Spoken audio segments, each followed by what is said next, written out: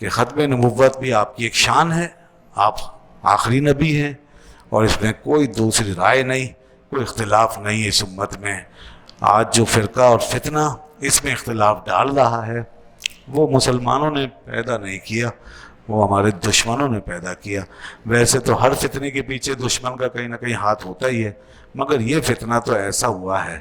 کہ اس کو تو باقاعدہ جیسے شروع سے ہی دماغوں سے جو ہے نکال کر کے وجود میں لایا گیا ہے۔ اس کی شروع سے پلاننگ ہوئی ہے، سوچی سمجھی اسکیم کے تحت، یہ بہت خطرناک فتنہ تھا۔ پھر اس کے بعد اس کو پالا گیا، پھر اس کو آج تک لے کے چل رہے ہیں، اور ہمارے درمیان اس کی پوری سپورٹ اور اس کا بیک اپ جو ہے وہ اسے مہیا کیا جا رہا ہے۔ تو یہ فتنہ اس لیے اگرچہ ہے مٹھی بھر، جیسے یہودی مٹھی بھر ہے نا، کتنے ہیں؟ چند لاکھ، ایسے یہ فتنہ بھی جو ہے قادیانیت کا، یہ مٹھی بھر ہے، مگر وہی پیچھے بڑی طاقتیں اس کے کھڑی ہیں، اور وہ ہمیں اس کی وجہ سے ہراساں کر رہی ہیں۔ حکمرانوں کا معاملہ یہ، دنیا بھر کے حکمران بیچارے بڑے کمزور حالت میں ہیں، وہ اپنی حکومتیں بچانے کی فکر میں رہتے ہیں، اور ادھر وہ ان کی کمزوریوں سے فائدہ اٹھا کے ان کو دباؤ میں رکھتے ہیں کہ اس کی حفاظت کرو، اس فتنے کو جو ہے محفوظ کے رکھا جائے اور اس کو موقع دیا جائے، یہ دباؤ بڑھتا رہتا ہے۔ چاہے کوئی کتنا ہی مخلص آدمی اس سیٹ پہ جا کے بیٹھے، دنیا کی اس وقت سیاست کچھ اس طرح کی ہے کہ کوئی بھی جب اوپر جا کے بیٹھے گا اس پہ یہ دباؤ آئے گا، کیونکہ وہ دشمنی میں پوری طرح تیار ہیں، اور وہ اس فتنے کو ہمارے لیے ایک بہت بڑے مہرے کے طور پہ استعمال کر رہے ہیں۔ اور یہ دشمنی ہم سے نہیں ہے اتنی، یہ یاد رکھیے گا، یہ دشمنی اللہ کے محبوب سے ہے ان کی،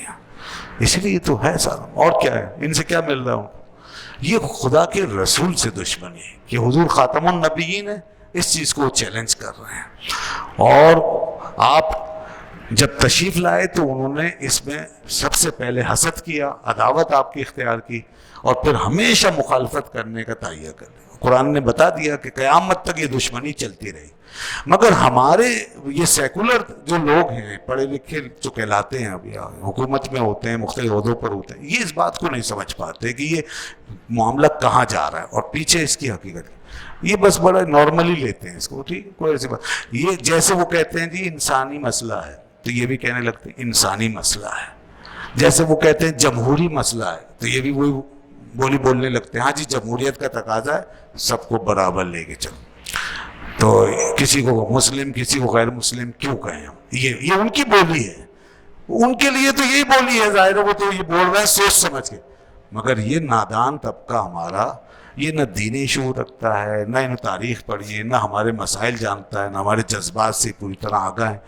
یہ ہر دور میں یہ ہوتا رہے گا، انہیں کہیں نہیں، ہر دور، میں نے کہا نا پریشر ہمیشہ ان پر رہے گا، تو اگر ایک پریشر ان پر وہاں سے ہے کہ اس فتنے کو یہ آبیاری کریں، اس کی اور اس کو آگے بڑھائیں، تو ایک پریشر پھر ہماری طرف سے بھی ان کے لیے تیار رہنا چاہیے کہ خبردار کہ اگر آپ نے ان کی بات مانی اور یہاں اس فتنے میں دین کے معاملے میں دخل دیا، تو پھر ہم بھی رکیں گے نہیں، ہم بھی بولیں گے، دفاع کریں گے، مزاحمت کریں گے، روکیں گے، جہاں تک ہو سکے گا مسلمان اس فتنے کو اپنے اندر آنے سے روکے گا، اپنے بچوں کو بچائے گا، اپنی نسلوں کو ہم بچائیں گے، جہاں تک بچا سکیں گے وہاں تک بچانا پڑے گا۔ اس لیے یہ تبلیغ ہوتی رہے گی، کتابیں لکھی جاتی رہیں گی، درس ہوتے رہیں گے، جو کچھ ہمارے بس میں ہے، ظاہر سی بات ہے یہی بس میں ہے، تو یہ ہوتا رہے گا، لوگ احتجاج کرتے رہیں گے، اور کیونکہ ایمان کا مسئلہ ہے، آپ اگر ان کے دباؤ میں ہو تو ہمارا بھی دباؤ قبول کرو، اور خدا نخواستہ اس قانون میں ترمیم یہ ناقابل برداشت ہے، کیونکہ یہ صرف اس قانون کا مسئلہ نہیں بلکہ اللہ کی کتاب فیصلہ کر رہی ہے کہ جو ختم نبوت کو نہیں مانتا وہ اسلام میں داخل ہی نہیں ہے، اور حدیث اور پوری امت اس بات پہ متفق ہے۔ تو یہ ہے اصل میں مسئلہ، یہ اس کو انسانی نام دے کر، دیکھیے انسانیت کا مسئلہ کوئی ہم بھی پیدا نہیں کر رہے نا، ہمارا موقف کلیئر ہے، اور وہ یہ کہ آپ اگر انسانی بنیادوں پہ کوئی حقوق حاصل کرنا چاہتے ہو جمہوری انداز میں، شہریوں کی طرح، دوسرے شہریوں کی طرح،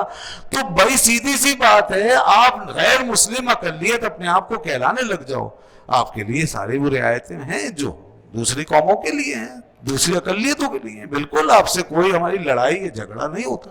لیکن آپ دھوکہ دیتے ہو. آپ جب ایک دوسرے نبی کے قائل ہو تو پھر مسلمان کیسے ہو؟ جب آپ کا نبی بدل گیا تو پھر آپ کیسے ہو گئے؟ کوئی گھر میں بیٹھ کے اپنا باپ بدل دے, کہتے میرا باپ یہ نہیں, بولے گھر میں رہنے کے قابل ہے وہ. ایک مثال دے رہا ہوں, وہ گھر میں رہنے کے قابل ہے. بھائی جب تم مانتے ہی نہیں ایک اولاد اپنے باپ کو, تو پھر وہ اس چھت کے نیچے کیسے رہ سکتا ہے؟ وہ الگ ایک فیملی ہوگا, یہ الگ فیملی ہوگا. تو بلا مثال یہ مسئلہ اس سے بھی زیادہ حساس ہے کہ جب کوئی نبی بدل لے تو وہ امت بدل گئی, وہ بالکل الگ ہے. تو مسلمان اپنے نبی کی وجہ سے مسلمان ہے, لہذا یہ مسئلہ اس طرح کا ہے کہ آپ اپنے آپ کو غیر مسلم کہیں, ٹھیک ہے, سب کو پتہ چل جائے گا. تو اس لیے کوئی انسانیت کا مسئلہ نہیں بن رہا ہے. انسانیت کا مسئلہ جہاں بن رہا ہے, نہ تو وہ سوچ رہے ہیں جو پریشر ڈال رہے ہیں, وہ سوچیں گے بھی نہیں, اور نہ یہ ہمارے جو حکمران ہیں, سو کالڈ ہمارے جو یہ مفکر ہیں,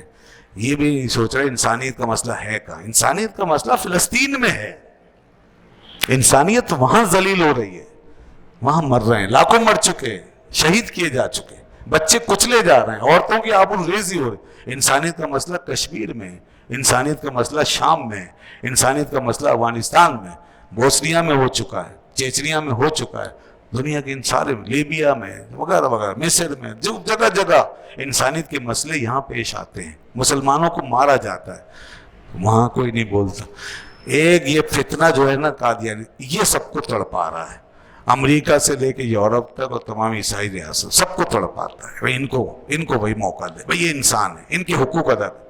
یہ دشمنی ہے اور کچھ نہیں ہے, انسانیت دوستی نہیں. اللہ تعالیٰ ہدایت دے اور ہمیں عقل سلیم عطا فرمائے کہ ہم اس چیز کو سمجھیں. وآخر دعوانا الحمدللہ رب العالمین.